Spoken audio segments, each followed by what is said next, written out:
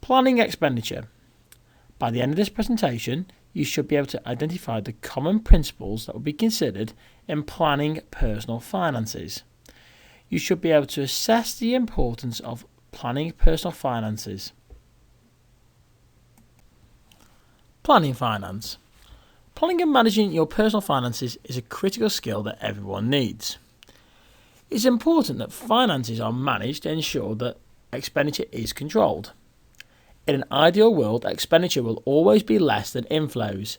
However, if this isn't the case, then any expenditure needs to be ensured that it's going to be planned.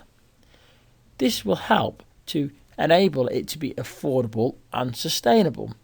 And that's a critical skill when it comes to managing and planning your personal finance. Think about it.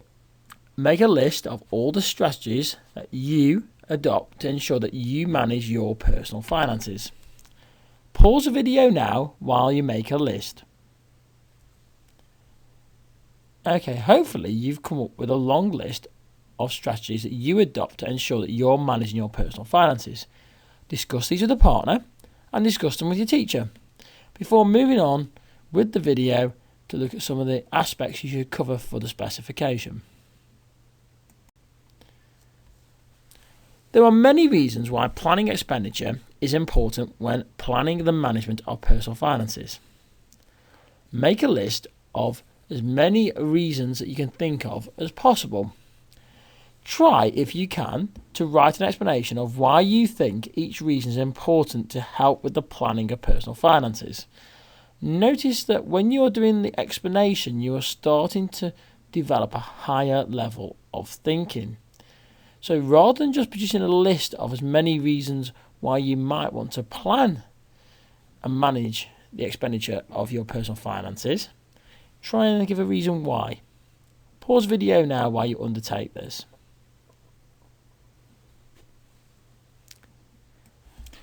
The first reason that I could think of was to avoid getting into debt. Debt is expensive and comes with the additional cost of interest that is charged on money that is borrowed. Debt, remember, has to be repaid. There are different types of borrowing that exist. You have authorised borrowing and you have unauthorised borrowing. Now, authorised borrowing is arranged loans and arranged overdrafts. These are things are planned. So if you were to manage your expenditure appropriately, you might see that you need to take out a loan or you need to take out of an overdraft. Now make sure you're aware of the difference between those two terms. An overdraft is a short-term loan. So we tend to think of as finance that's needed and will be repaid within 1 year. Where a loan we tend to look at as greater than 1 year, if you want to make that nice and simple. Now, if you arrange that, you tend to pay a lower rate of interest or a cheaper borrowing fee. And that's why it's in green. Or you could take out what's called unauthorised borrowing. And that tends to be unauthorised loans and unauthorised or unarranged overdrafts. And typically they're going to be more expensive because these show that you haven't actually planned for it. You've effectively gone overdrawn, or you tried to borrow money from the bank and they've allowed it because your account's got that limit on there. However, as a result of that, you're going to pay a greater amount of interest back. And of course, there's no guarantee that you'll even be accepted. So if your credit score was not high enough, then you may find that you can't even get an unauthorised overdraft, for example, because the bank will want to only lend you money knowing that you can actually pay it back. Another way is to help to control costs. Now, typically to help to control costs, many people will devise a budget. A budget is a plan of expenditure and revenue, which will be used to control the costs and try to plan for any shortfall that may exist. Planning expenditure could simply mean reviewing what money is actually going out and to whom it's actually going to. Before actually spending time considering if this is the most efficient use of money, so could I use that money somewhere else? Do I really need that item? And if the expenditure could be reduced by switching to a cheaper supplier. So considering where your expenditure is going to and how much you are spending on that expenditure. Another reason why you may start to check your expenditure is to try and avoid legal action. Now, if expenditure is left unchecked, then there's a realistic chance that you could be facing legal action to potentially recover the repayment of the debt that you haven't paid. Now, potentially there could be different outcomes, but some of the outcomes you could see is bankruptcy, worst case scenario effectively, a repossession of your assets, so somebody trying to take over the assets that you own, they're having them back. It could be your house, your car, or some of your personal belongings, like the bailiffs, for example, being called in. Or it could impact on your credit rating. All of those actions have some serious future financial implications, and you've got to consider them. There's no point just thinking that, these terms around here, things that happen, are going to clear the debt and that's it. There is a knock-on effect to that, and we'll look in more detail at that in some future slides. To try and potentially remain solvent. And as you just discovered, managing expenditure enables you to remain solvent. And that basically means, in simple terms, it means that you have more money coming in than you have to pay out. Now, if you have a solvency problem, then you may have to look to borrowing to try and solve that problem. And that comes back to that idea about if you're conducting a budget, then you can look to try and conduct some form of arranged overdraft or an arranged loan. And because you've got that plan in place, it's more likely that lenders are going to start to consider positively and maybe lend you that money. Of course, as a last resort, you should be looking to try and borrow money. There should be other strategies you go through. So you may want to look first to try and reduce your expenditure. You may want to consider different short-term finances that you know you could repay. So maybe an overdraft, for example, if you know that you can pay it in the short term. Alternatively, you might want to look at longer-term sources of finance. Of course, personally, one of the methods and strategies that I would look before I go into any form of loan is sale of assets. Could I sell some of the items that I don't want off to somebody else? But again, we'll look at that in more detail in the coming slides. Now, this is one of the areas that you've probably seen talked about on the news quite a lot. Managing your expenditure helps you to actually maintain your credit score. And this is typically a figure that lenders will use to assess the risk you are to them when lending money. Now, your credit score is a number. If you look at the bottom of the slide, I've got the numbers in the category. So you've got the basic score of poor, fair, good, and great. So if you've got a score of over 730, you are a great person to lend money to. What that actually means is that you are more likely to pay back money. So you are going to be a good risk for the lenders to lend money to.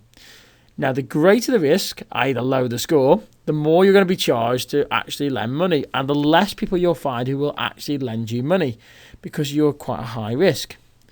So you need to try and think about strategies that could improve your score, and to do that involves very careful managing your expenditure.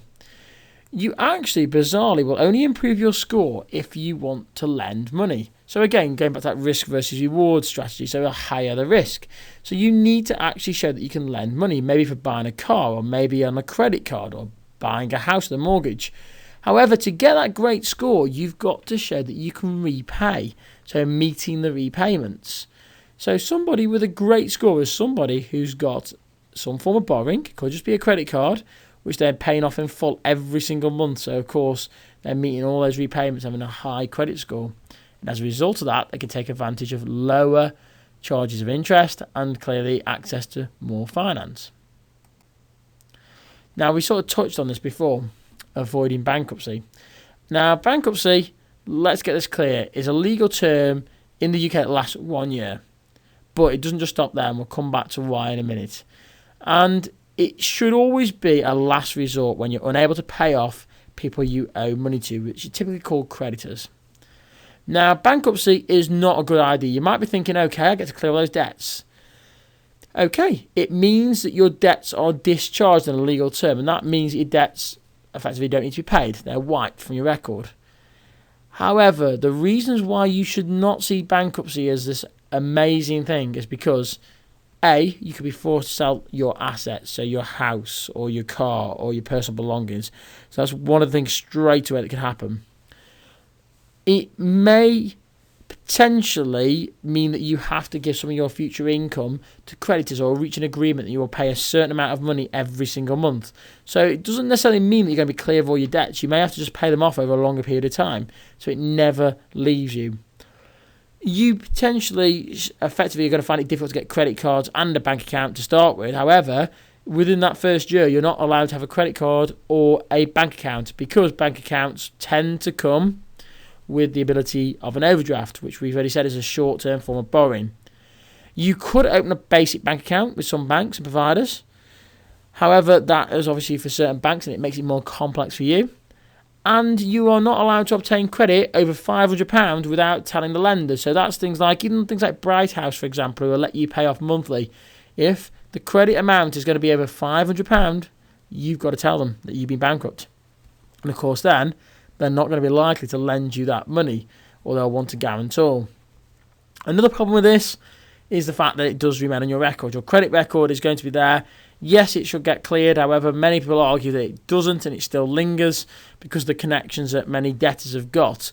So even though you may have owed that money to somebody, they may have actually been linked to that other company that you were trying to lend the money from, and as a result, because you didn't pay that debt back, they aren't going to touch you with any more debts, and that obviously impacts your future ability to spend, speculate, and invest money. Now, this may sound stupid, managing your money for purchases. However, it's got a real purpose. Planning expenditure means that you can better make choices for you and your family when it comes to financing any purchases. What do I mean by that? Well, the best form of finance tends to be to use your own personal savings or sale of assets. Now, if that's not possible, then you maybe want to consider the best alternative form of finance, and that could potentially be an overdraft or a credit card or a store card, a bank loan, could be having some on finance, for example. However, because you are managing your money and your expenditure, you're thinking about what is the best form. So what would be the cheapest way to buy that item? Would it be on an overdraft, for example, if the bank will lend you that money and you can only pay, let's say, for example, let's say you got interest free, so you're paying interest free. Or would that credit card be cheaper where it's only got 0% for 18 months? Or that store card where they want 18%? Or the bank loan that wants 9%? So you've got to work out what's best for you. And by doing exactly that and managing your money for purchases, you can see which is the best strategy to use, which obviously will cost you less in the longer run.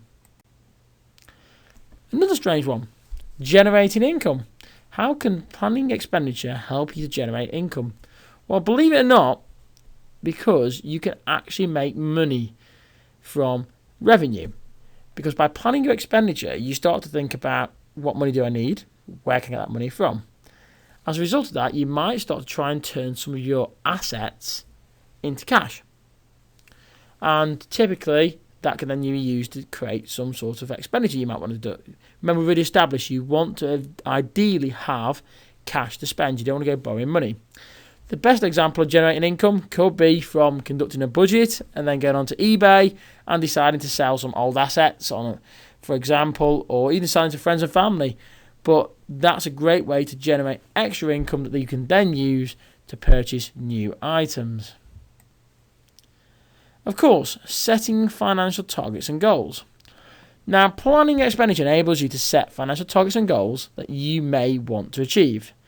This could, for example, be the amount that you are planning to spend, and then looking at how much money you have available to actually pay for it. Now, of course, that's an example of budgeting. But of course, what we could think about here is in longer term, you may potentially be looking to buy a car, or a more expensive asset, and you are going to have to take out some form of borrowing. So by setting targets and goals, you can obviously establish, firstly, how much money do I need to be earning to make those repayments, and the ability that I'm going to have to be able to repay them, and can I afford them to be able to have that dream car or that dream house that I wish to have. So what considerations and what targets do I need to set myself to ensure that I can live a life where I avoid bankruptcy, where I avoid getting into financial difficulty, where I can afford those borrowing commitments that I've taken out? Those are all considerations that you need to think about. Providing insurance against illness and loss. Planning your expenditure will help you to potentially provide some form of insurance should you ever get ill or something unforeseen happens that you can't plan for. It should help, as you will hopefully ensure that your outgoings are already as low as possible. However, because you've got that budget in place, potentially you can identify any essential expenditure you've got to keep and you've got to pay. And you can also then identify any expenditure that's not essential and you maybe to get rid of, you'll be able to cut back on straight away. It also enables you to form some form of contingency plan. So hopefully, because you've got a budget and because you've got some planning of expenditure in place, you know that you've got more money coming in than going out in expenditure. You may have some form of saving or some sort of plan to fall back on, so you know how long you're able to live on your savings for. You've done those calculations, and that gives you some form of reassurance.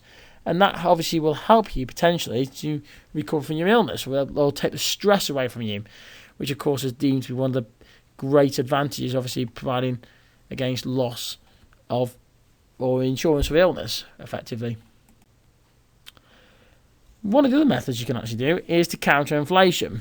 Now, I have a video on inflation which you may want to watch if you don't understand inflation. I will tell you now, inflation is a general increase in prices or the devaluation of currency over a period of time. Now, you're probably thinking, how can planning expenditure counter inflation? Some of that comes down to how you choose to maximise your return. Planning expenditure can actually help you to avoid the effects of inflation.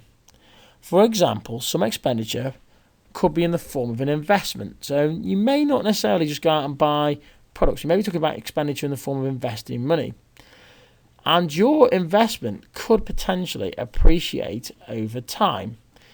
So, for example, let's assume that inflation was at the target rate of 2% by the Bank of England, and you choose to purchase some stocks and shares. And those stocks and shares give you a return of 5% at the end of the year. Well, effectively, you've made 3%. So, inflation has meant that prices have increased by 2%, or your value of a currency has decreased, so £1 is now only worth 98 pence.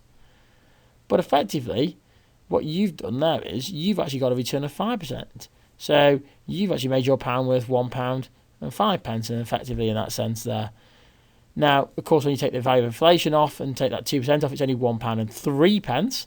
However, you've actually made money, so you've counteracted the impact of inflation. And that's how you potentially can counter inflation, by managing your expenditure. Okay, that's it. In this session, you should now be able to identify the common principles that can be considered when planning personal finances. You should also be able to assess the importance of planning personal finances. Don't forget to follow me, it's at BeeBusinessBee on Twitter. Click that red button below to subscribe to the BeeBusinessBee channel. Don't forget to like the Facebook page, it's facebook.com/BeeBusinessBee. And remember to check out the website, BeeBusinessBee.co.uk. And until next time, keep buzzing. Thanks for checking out the BeeBusinessBee YouTube channel. Don't forget to click the subscribe button down below to subscribe to our YouTube channel. Don't forget to follow me on Twitter, it's at BeeBusinessBee. Also, give the Facebook page a like, it's facebook.com/BeeBusinessBee. And lastly, don't forget to check out the online hive of activities found on BeeBusinessBee.co.uk, full of quizzes, activities and resources. And remember, until next time, keep buzzing.